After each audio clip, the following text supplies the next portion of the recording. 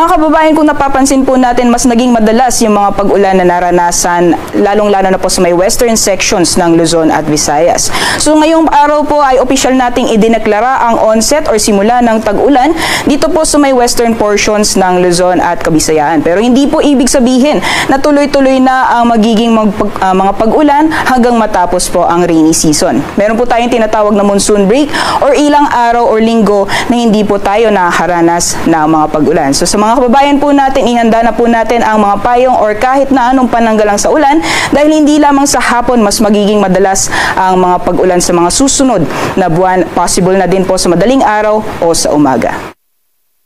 Dako ko tayo sa magiging lagay ng panahon ngayong araw. Sa ngayon po ay patuloy pa rin ang epekto ng hanging habagat or southwest monsoon. At kung makikita po natin dito sa ating latest satellite animation, itong mga kulapan ay nakaka-apekto pa rin sa malaking bahagi ng Luzon. Dahil po sa epekto ng habagat, maaring maranasan pa rin yung malalakas na mga pagulan, especially po sa may exposed parts or sa western portions ng Luzon, dyan po sa may Zambales at Bataan.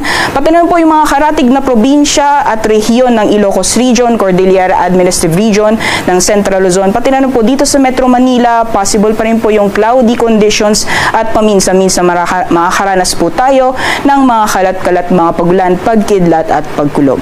For the rest of Luzon naman po, partly cloudy to cloudy skies po inaasahan natin at kung may mga pagulan man ay dulot po ito ng mga isolated na thunderstorms na mas madalas po sa hapon. And for Visayas and Mindanao naman po, generally fair weather pa rin po ina-expect po natin hanggang bukas at kung may mga pagulan man ay panandalian lamang po ito dulot ng mga localized na thunderstorms.